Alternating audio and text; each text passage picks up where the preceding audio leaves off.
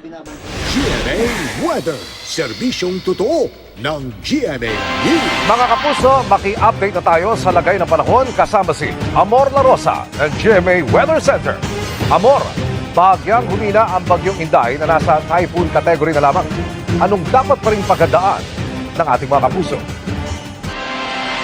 Salamat, Emil. Bahagyang humina ang bagyong Inday pero wag pong makampante dahil dala pa rin yan ang matinding bugso ng hangin na may kasamang mga pag-ulan kasabay ng epekto ng pinalalakas itong southwest monsoon o habagat.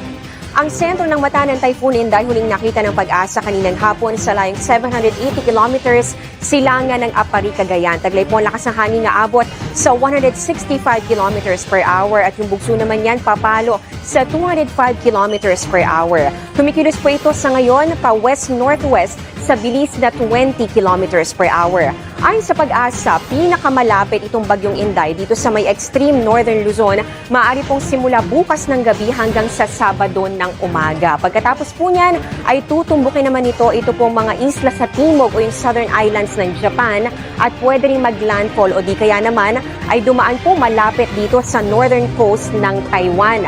Sabado ng umaga o hapon ito posibleng lumabas ng Philippine Area of Responsibility bago tumama dito po yan sa eastern coast ng mainland China Sabado ng gabi o sa linggo ng umaga. Pero patuloy po natin tututukan yung magiging pagbabago sa pagkilos nito. Samantala, tuloy-tuloy po ang paghatak o pag-enhance itong bagyong Inday dito sa southwest monsoon o yung ng hanging habagat. At dito po sa latest na satellite image, kitang-kita po natin talagang nahahagip na ng bahagi ng mga kaulapan itong bagyo at ganun din nung pinalalakas itong habagat ang ilang bahagi ng ating bansa. Dahil po sa bagyong Inday, wind signal number 2 na ang nakataas dyan po sa Batanes, eastern portion ng Babuyan Islands, ganun din sa northeasternmost portion ng mainland Cagayan. Wind signal number 1 naman ang nakataas sa natitirang bahagi ng Cagayan, kabilang ang nalalabing bahagi ng Babuyan Islands, Isabela, northeastern portion ng Quirino, Apayao, ganun din po sa northern portion ng Abra, kasama rin dyan ang Kalinga, eastern portion ng Mountain Province, eastern portion ng Ifugao, ganun din po dito sa Ilocos Norte, northern portion ng Aurora at pati na rin sa northern at central portions ng Catanduanes. Mga kapuso, dito po sa wind signals, yan po yung mga lugar na makakaranas ng malakas at pabugso-bugsong hangin dahil po sa bagyo. Pero iba pa rito yung banta ng mga matitinding buhos ng ulan. Base sa datos ng Metro Weather, umaga bukas may mga kalat-kalat na ulan sa ilang bahagi ng northern at ng central Luzon. Ganon din po dito, lalong-lalo na sa kanlurang bahagi, pati dito sa ilang bahagi rin ng southern Luzon.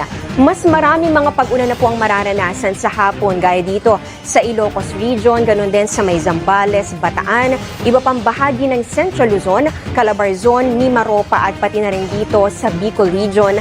At syempre po nakikita po natin, nandito po may mga malalakas sa pag-ulan din sa Batanes at Babuyan Islands. Para naman sa Metro Manila, bandang tanghali po mas tumataas na yung tsansa ng mga pag-ulan at pwede po itong magpatuloy hanggang hapon at sa gabi. Sa mga taga-Visayas at Mindanao naman, may mga pag-ulan po sa umaga. Dito po yan sa may Aklan, Antique, ilang bahagi po ng Capiz and Iloilo, Negros Island Region, pati po dito sa Bohol, at ilang lugar dito sa Samar and Leyte provinces. Ganyan din po ang inaasahan natin sa Sulu Archipelago, ganoon din po dito sa may Zamboanga Peninsula, Barm, Soc-Sargen at ilang lugar sa Davao Region. Magtutuloy-tuloy po ang pag-ulan sa hapon pero makikita niyo po mas malawakan at mas matitindi na po yung buhos ng mga pag-ulan. Kaya maging alerto po sa mga pagbaha at landslide. At syempre ingat din po sa mga kapuso natin na nakatira malapit sa Canlaon Volcano. Silipin na rin natin sa weekend para mas maaga po tayong makapaghanda dahil posible pong magtuloy-tuloy yung mga pag-ulan. Mabababad sa mga pag-ulan ng halos buong Luzon at ganun din ang Visayas. Nakikita po natin, meron pa rin mga malalakas sa pag-ulan at pwede pa yung mag-extend hanggang sa darating na linggo. Maulan pa rin po sa malaking bahagi ng ating bansa dahil pa rin po yan doon sa epekto ng enhanced habagat. At ito naman, delikado pa rin po ang paglalayag ng mga sasakyang pandagat dyan sa northern at eastern seaboards ng Luzon at Visayas. Yan muna ang latest sa ating panahon mula sa GMA Weather Center. Ako po si Amor La Rosa, serbisyong totoo ng GMA News. At huwag palampasin! Exclusive! 15 taong gulang na estudyante nasa likod umano ng bomb threat at banta ng mass shooting sa ilang paaralan sa Cavite. At ang parangal na natanggap ng GMA Kapuso Foundation bilang pagkilala sa paghahatid ng serbisyong totoo sa ating mga kababayan.